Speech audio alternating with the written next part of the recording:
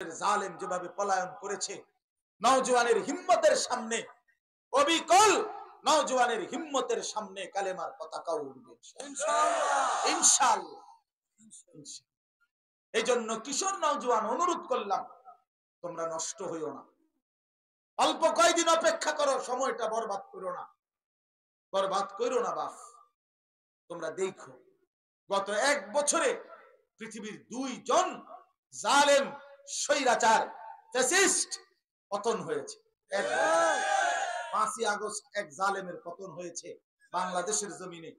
8ই December সিরিয়ায় বাশার আল আসাদ নামে আরেকজন জালেমের পতন হয়েছে। ওই জালেমও জুলুমবাজ, এই জালেমও জুলুমবাজ ছিল। তাহলে 1 বছরে যেহেতু 2 উইকেট পড়ছে, ইনশাআল্লাহ এবছর আরো উইকেট পড়বে, আরো উইকেট পড়বে, উইকেট পড়বে।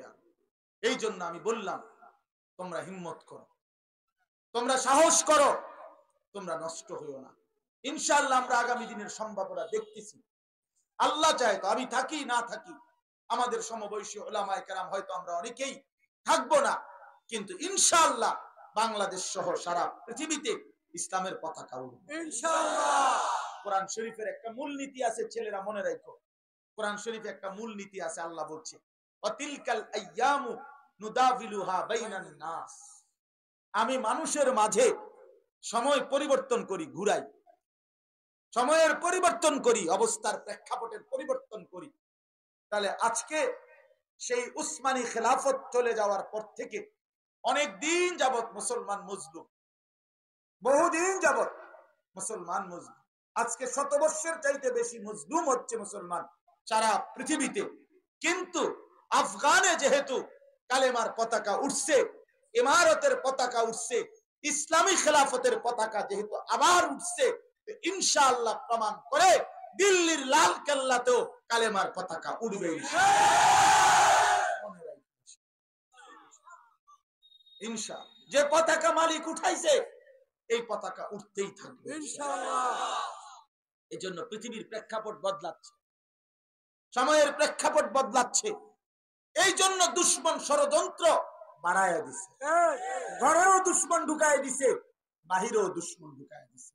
হিন্দু সন্ত্রাসীদেরকে দিয়ে ইসকন নামে এক গুন্ডা সংগঠন তৈরি করছে, সন্ত্রাসী সংগঠন তৈরি করে মুসলমানের বাংলাদেশে অস্থিতিশীল পরিবেশ তৈরি করে ইমানদারকে জবাই করেছে।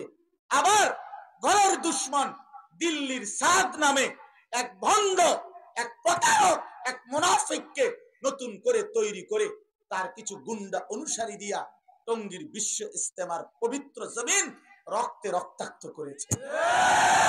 এটা স্পষ্ট, ঘরেও ষড়যন্ত্রের বীজ ঢুকাইছে, বাহির থেকেও ষড়যন্ত্রের বীজ ঢুকাইছে। কিন্তু এই কথা স্পষ্ট, ইসকন লীগও টিকবে না, সাদ লীগও টিকবে না। ইসকনের গুন্ডারাও হেরে যাবে, সাদের গুন্ডারাও হেরে যাবে। বিজয় ইমানদারেরই হবে ইনশাআল্লাহ। উলামায়ে কেরাম আসমানের ফয়সালা, উলামায়ে কেরাম কোন গার্মেন্টস মেল ফ্যাক্টরি থেকে বাইর হইছে না। উলামায়ে কেরাম প্রতিটা আলেম, প্রতিটা উলামা, প্রতিটা তালিবে ইলম, কোরআন পড়নেওয়ালা, এটা আসমানওয়ালার ফয়সালা। সুম্মা আওরাসনাল কিতাব আল্লাযীনা ইসতাফাইনা মিন ইবাদিনা। আল্লাহ কোরআনে বলছে, আমার এই কোরআনের আওরাস, ওয়ারাসাত, উত্তরাধিকার আমি আল্লাহ যাদেরকে বাছাই করি তাদেরকে আমি নির্বাচন করি, আমি নির্বাচন করি। সুবহানাল্লাহ। তাহলে আলেম আল্লাহ তাআলার ফয়সালায় তৈরি হয়। কার ফয়সালা? আল্লাহ। রাসূলুল্লাহ সাল্লাল্লাহু আলাইহি ওয়াসাল্লাম বলেন, আল উলামা ওয়ারাসাতুল আম্বিয়া, উলামায়ে কেরাম আম্বিয়াদের ওয়ারিস। অতএব আম্বিয়াদের ওয়ারিস যেহেতু বলেছেন, উত্তরাধিকার কিয়ামত পর্যন্ত থাকবে, ষড়যন্ত্রকারী থাকবে না, ষড়যন্ত্রকারী থাকবে। এই জন্য আমি অনুরোধ করছি সমস্ত বাবারা, আপনাদেরকেও, আপনারা আপনাদের ছেলেদেরকে আল্লাহর কোরআন থেকে বঞ্চিত করেন না, ইসলাম থেকে বঞ্চিত করেন না। বললাম কষ্ট পাবে, দুনিয়াতেও কষ্ট পাবে। আজ অনেক দিন তো মনে করছেন, অনেক দিন তো ভাবছেন যে আপনার হুজুররা দুর্বল, এমন একদিন হতে পারে হুজুররাই সবল। আখিরাত তো আছেই, দুনিয়াই বললাম, দুনিয়া দুনিয়া। আফগানে বিমান, এয়ারপোর্টের বিমানের বড় কর্মকর্তা এই মুহূর্তে এখনো আমরা শুনছি নির্ভরযোগ্য সূত্রে নাহাবিবির কিতাব পড়ে আবার বিমানের উঠানামা নিয়ন্ত্রণ করে। সুবহানাল্লাহ। কওমি মাদ্রাসার কিতাব পড়ে। অতএব দুর্বল ভাই বোনা নওজোয়ান, তুমি মনে করো না কোরআন পড়নেওয়ালা আজীবন দুর্বল থাকবে, সুন্নাহ পড়নেওয়ালা আজীবন দুর্বল থাকবে না, দুর্বল থাকবে। আমেরিকা, ইউরোপ, গোটা পৃথিবীতে আমেরিকার দাপট শূন্যের কোঠায়। এটাই পৃথিবী। এমনি ভ্যা ভ্যা করে আর কি, কিন্তু বেল নাই। এমনি মূলত বেল নাই, মূলত বেল নেই। এমনি বাস্তবিক অর্থে ক্ষমতা নাই, এমনি ভ্যা ভ্যা করে আর কি।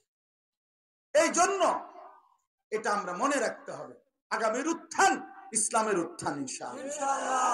ইনশাআল্লাহ 2 উইকেট যেহেতু পড়ছে, আরো উইকেট পড়বে ইনশাআল্লাহ। ইসরায়েলের ওই কুত্তা প্রধানমন্ত্রী নেতানিয়াহু, তার উইকেটটাও পড়ে যাবে ইনশাআল্লাহ।